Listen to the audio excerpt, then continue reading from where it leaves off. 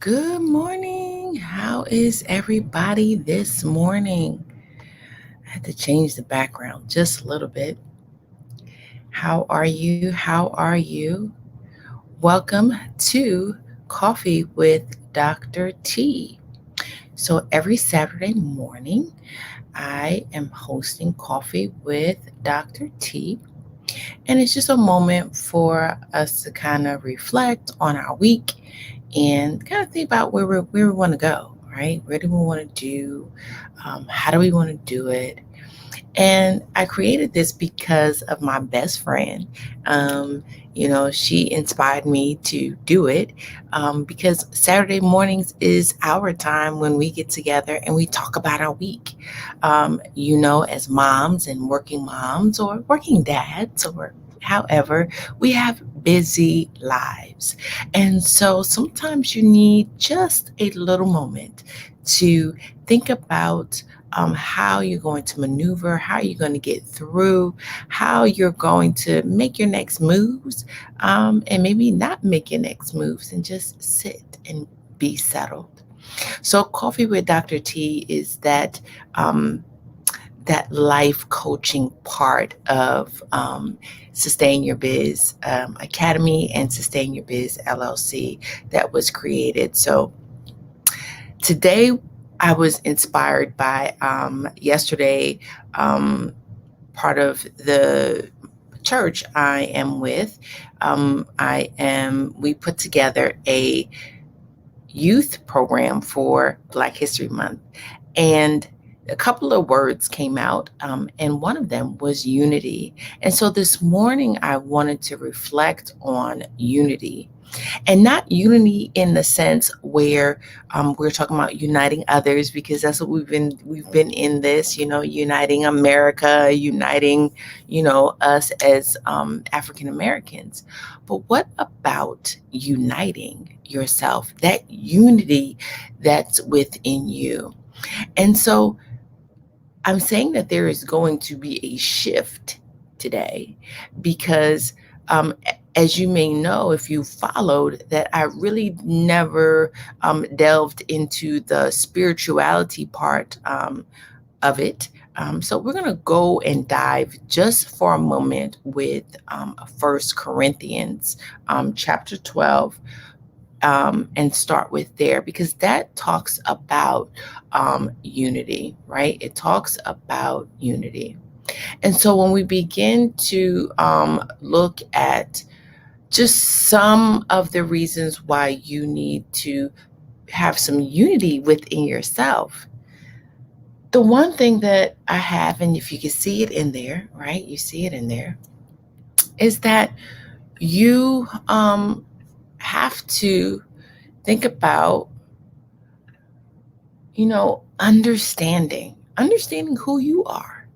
understanding who you are and not being afraid of who you are, right? I know sometimes we get we have a tendency to look at others and then mock ourselves after others. And so one of the things that I was told by a very important person to me right now is that don't try to be like anybody else. Be who you are. And so that really honed in and it resonated with me because I think sometimes we forget that in this whole body, in this whole world, we were uniquely made. We were uniquely created. And so why are we always trying to be somebody else? Hmm, let's think about that. So as we look, if we look at 1 Corinthians chapter 12, I'm just going to read 12 through 31. And I believe this is the NIV version. Just as a body, though one has many parts, but all its many parts form one body, so it is with Christ. And so, for we were all baptized by one Spirit, so as to conform, so as to form one body, whether Jews or Gentiles, slaves or free, And we were all given the one spirit to drink. Even so, the body is not made up of one part, but of many. Now, if the foot should say, because I'm not a hand, I don't, I do not belong to the body, right? If it says that, I have my reading glasses, guys. Anyway, and then I do not, if it would not for that reason stop being part of the body. Let me go back because I fumbled that a little bit. Now, if the foot should say, because I am not a hand, I do not belong to the body, it would not for that reason stop being part of the body. And if the ear should say, because I am not an eye, I don't belong to the body, it would not for that reason stop being part of the body. If the whole body were an eye, there would the sense of where would the sense of hearing be? If the whole body were an ear, where would the sense of smell be? But in fact, God has placed the parts in the body, every one of them, just as He wanted them to be. If they were all one part, they would the body be. So as it is, there are many parts, but one body. The eye cannot say to the hand, I don't need you. And the head cannot say to the feet, I don't need you. On the contrary, those parts of the body that seem to be weaker are indispensable. I'm going to say that again. On the contrary, those parts that seem, the operative word is seem, to be weaker are indispensable. And the parts that we think are less honorable, we treat with special honor. And the parts that are unpresentable, I'm going to say that again, and the parts that are unpresentable are treated with such modesty. And while our presentable parts need no special treatment, right? But God has put the body together, giving greater honor to the parts, right? And that the parts, they're not lacking, so that there should be no division in the body, but that its parts should have equal concern for each other, as if one part suffers, every part suffer with it, and if one part is honored, every part rejoices with it. And so I'm going to stop right there just for a moment, because the other part kind of gets into church and things of that nature. And we're not really there yet. But when we are talking about ourselves and how you're going to ignite yourself, how are you going to ignite you? You are comprised of so much.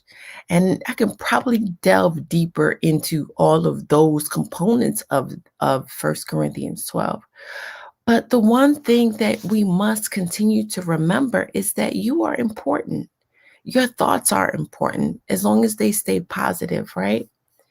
And that we must continue to remember how important you are to the body. And that's why sometimes we get a little down, we get depressed, and we start thinking, I'm not important.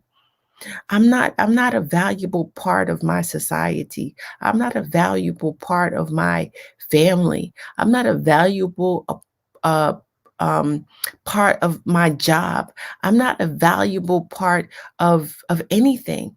And see, this is even in the season of Corona. You remember when it says the frontline workers? So many people forgot about those that work that work for minimum wage, or work in the restaurants and work for the stores, right? And they thought that they were the least of these. It doesn't say that. They're still part of our community. They're still part of our body. So, of our body of makeup here on this earth. And you would think, hallelujah, you would think that even the smallest thing, like this virus, is one of the biggest things that's messing us up. Right? So you have to understand that this is all unity, that there's unity in the body, there's unity amongst us in the world. The smallest things are just as important as what we consider the grandest things. So in the unity, what I want to say to you is unleash yourself. Don't bind yourself into the thought that you have to be somebody else. Unleash yourself to the notion that you are who you are and you will be you. And you have grown into you. If you're an adult, you have grown into you. And if you are a teen or a youth, you are who you are. You are wonderfully made. So don't let anybody with peer pressure, and we get peer pressure as adults, don't let peer pressure stop you from doing who you are. As they say, be you, boo, or do you, boo. Keep yourself united within yours. So unleash the bondage. Get rid of that because you are you, who you are. Never give up is the end I'm using today. Never give up, because sometimes we get in our own heads and we get in our way and we think that we are not important and we give up. Never give up. I was just told by another friend of mine, they was like, Doc, you're doing too much. That's me. I do too much. And I'm not going to stop. I have to keep moving. And that's one of the words in one of the interview. They asked, what kind of phrase would you use? And I said, I got to keep it moving. I don't ever want to give up. And when I say never give up, it's not the fact that giving up on the dream. It's not the fact of giving up on an idea or an experiment or a business that you want to create or a book that you want to write. It's never giving up on you. I've been talking about the power of you, and we have extended it in, and I'm just trying to, make it have a little twist to it. Never give up on you. Ignite your passion. So for me, it is about connecting. It is about teaching. It is about inspiring. And that could be the other I, inspire others, right? Inspire others, because you never know if who needs to hear your voice. I was told that also within this whole year. It's almost been a year that I've been doing this. And so ignite your passion. Bring it up to the forefront so that people can see. I'm reminded of another person. I know she's very humble, but I love, if she's listening, I love her passion for putting together flowers. Oh my gosh, she's amazing. But that's her. She's her. And just when you walk into the building, who did the flowers. And so I admire that, because although those flowers are sitting there and it might be in this grand space of the church, it's still an important object. It's still something that needs to be present. So T is trust in yourself. And I'm going to add train, because sometimes in order to trust, we have to also rely on us learning a skill or relearning a skill and being able to just move in a certain way where we can trust ourselves to do things. Like I may not have trusted myself to be in front of you and talk. So that's why I took I went and did a seminar on social media marketing. I did a training in how to present myself on camera, how to put my own green screen up, how to create the topics and content that I'm putting together for this purpose. So I'm trusting in myself, knowing that I know I can do this, but I need to train so that I can do this. Right? You feel me? Almost like, a runner or somebody that's an athlete. Kudos to my daughter's team. They train. They may have not have trained enough in this pandemic season, but they pulled the W. They won. And so you have to trust and train. And then I want you to yell out loud and yell. And when you yell, I want it to be a happy yell, like, yes, I got this. Yes. And that's, I should have put that. See how this is turning around? Y is for yes, not yell. I'm going to switch that because I want you to yell yes, that you got this. I want you to yell yes, that, it will release all your frustrations. It will bring in joy. Yell yes, because it's important for us to unleash, never give up, ignite ourselves, ignite our passions, trust in ourselves and foremost in God, do some training and yell to release the pressures that we feel every day. And so when you do that, my God, you will definitely feel better. You will definitely understand that, you know, I got this. I can do this. And trust me, raise your hand if you come through and like, Lord, I can't do this. Or why did God put this on me? Or I don't have the support team that I needed. If I said that every time, I would not even be here before you. I would have never started my business. I would have never tried to encourage youth. Just all of that. And so when we are talking about unity, it's not always about the people, but it is your body that needs to be unified. It needs to be healthy as well. And we'll talk about that next week. So have a great day. This is an amazing day. Although in some areas may not have the best weather, I want you to remember there's always unity in one body, and that is you. Be blessed.